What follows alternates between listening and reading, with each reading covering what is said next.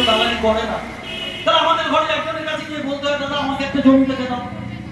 সেই জমিটা যখন সে দেখে দেয়, দালাল তো দুটো পয়সা পায়, পায় কি পায়? দালাল দুটো পয়সা পায়। যে মৌরি তিনি করে সেও আমাদের সমাজের মানুষ, সে দুটো পয়সা পায়। এবং যারা প্ল্যান পাস হয় পৌরসভা পয়সা পায়, এবং যারা কাজ করে রাজমিস্ত্রি তারাও তো আমাদের ঘরে রং করে, রাজমিস্ত্রি করে, ইলেকট্রিকের লাইট লাগায়। তাহলে কি হলো ব্যাপারটা? তাহলে একজন শিক্ষিত হয়েছে, কতজন লোক কাজ পাচ্ছে? কতজন লোক পাচ্ছে? তাহলে একজন শিক্ষিত হলে, সেই সময় গুরুচাঁদ ঠাকুর বলেছিলেন অনুসারী হয়ে 100 জন বাঁচবেন। আজকে সেটাই বাস্তব যে অনুসারী হয়ে একজন শিক্ষিত সমাজ হলে 100 জন মানুষ বাঁচতে পারে। এটাই হচ্ছে গুরুচাঁদ ঠাকুরের দর্শন। তাই আমরা শিক্ষিত হতে বলেছি ওই জন্য। শিক্ষাটাই হচ্ছে আসল বিষয়টা। হচ্ছে আজকাল যা পরিবেশ পরিস্থিতি আছে আপনারা জানেন যে একটা বাড়িতে সবাই প্রায়, আমাদের মধ্যে প্রায় 40% লোক একদম গরিব মানুষ। তারা আমার ঠাকুরের কথা বাড়িতে তার বাবা আলোচনা করতে পারে না, সে কাজের জন্য ব্যস্ত হয়ে থাকে সব সময়। আর আজকাল স্বামী স্ত্রী দুজন 24 কাজ না করলে কিন্তু একটা সংসার ঠিকঠাক দাঁড়ায় না, আপনারা ভেবে দেখবেন।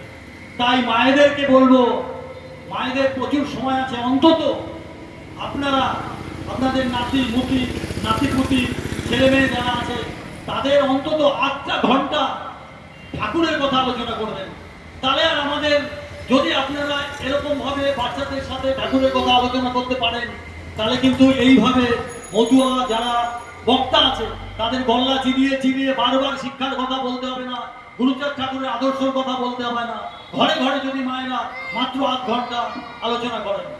আমি আরো বলবো, দেখবেন রাত্রিবেলা অন্তত আপনারা ছেলে মেয়েদের একসঙ্গে পান অনেকেই, যখন খেতে বসবেন অন্তত ছেলে মেয়েকে সঙ্গে নিয়ে, পরিবারকে সঙ্গে নিয়ে একসঙ্গে খেতে বসবেন। খেতে খেতে অন্তত আমার হরিগুরুচাঁদের আদর্শের কথা একটু বলবেন। তাহলে আমাদের ছেলে মেয়ের মধ্যে যদি আমরা এই আদর্শ তুলে না ধরতে পারি, আগামী দিনে হরিগুরুচাঁদের নাম বিলুপ্ত হয়ে যাবে। কারণ অনেক বাড়িতে আছে বাবা মা হরির নামে মাতোয়ারা, ছেলে মেয়েকে তারা আনতে পারে না বেশিরভাগ সময়।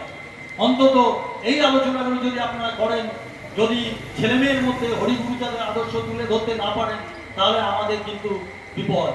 আর একটা বিষয়, আমরা দেশভাগের পর থেকেই আমরা কিন্তু বঞ্চিত, মারাত্মকভাবে বঞ্চিত।